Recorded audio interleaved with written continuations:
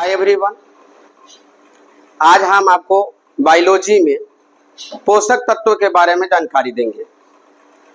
सबसे पहले हम यह जानेंगे कि पोषक तत्व किसे कहते हैं।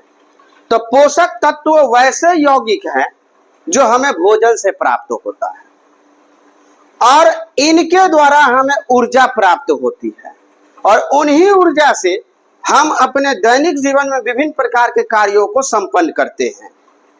साथ ही पोषक तत्वों के कारण ही हम अपने शरीर के टूटे फूटे जो भाग हैं उसकी मरम्मत भी कर पाते हैं और जैविक क्रियाएं जो है उसे भी संपन्न कर पाते हैं। जैविक क्रियाओं में श्वसन हो गया, उत्सर्जन हो गया, पाचन हो गया, ये आदि जो क्रियाएं हैं ये सारे के सारे जैविक क्रियाएं हैं। अब हम यह जानेंगे कि पोषक तत्व कौन कौन है।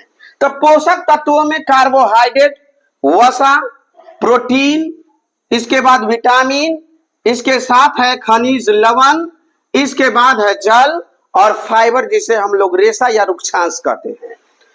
अब यह भी जानेंगे, ध्यान रखेंगे कि जितने भी पोषक तत्व हैं वो सभी हमें ऊर्जा नहीं देती है।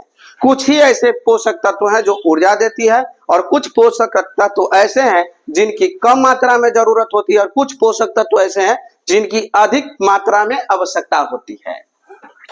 अब पोषक तत्व जो प्राप्त होता है उनके विभिन्न साधन भी है, स्रोत भी है, अर्थात पोषक तत्व जो प्राप्त होते हैं उसके क्या क्या स्रोत है। आखिर ये जो पोषक तत्व है हमें क्या क्या चीजों से मिल सकता है। तो पहला है कार्बोहाइड्रेट। कार्बोहाइड्रेट हमें अनाज से मिलता है, गेहूं से मिलता है, चावल से भी प्राप्त होती है, रोटी हो गया, साबूदाना हो गया, बाजरा हो गया, मक्का हो गया, यूं समझे मीठे जितने भी स्रोत हैं सबसे हमें कार्बोहाइड्रेट की प्राप्ति होती है।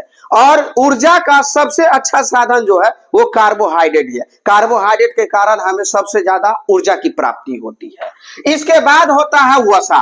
वसा जो है मछली से प्राप्त होता है, अर्थात मछली के तेल से, मक्खन से, अंडा से, पनीर से, बादाम से, काजू से, क्रीम से, घी से, तेलीय पदार्थ जितने भी है या तेल ही क्यों ना हो वो सारे के सारे वसा के स्रोत है।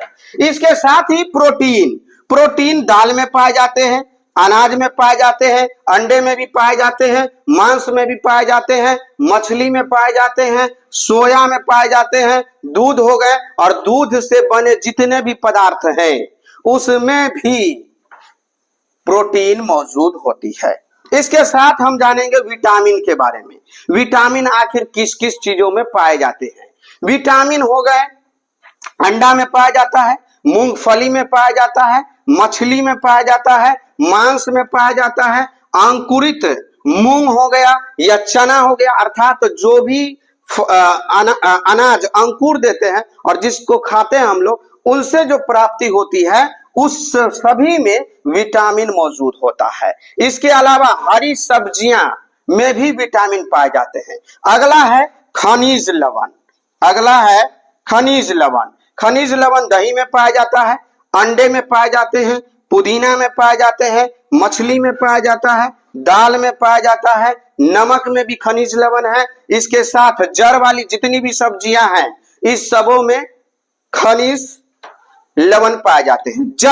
जल फल में भी पाए जाते हैं, तरबूज में पाए जाते हैं, आम हो गया, आम में भी जल पाए जाते हैं, पपीता में भी जल की मात्रा मौजूद होती है, खीरा है इसमें भी जल मौजूद होते हैं और जल स्वयं जल का अच्छा स्रोत माना जाता है और मानव शरीर के लिए जल का भी होना आवश्यक है। साथ ही साथ हम जानेंगे फाइबर के बारे में, अर्थात रेशा के बारे में, जिसे हम लोग रुक्षांश भी कहते हैं। तो हरी साग सब्जियों में रेशे पाए जाते हैं।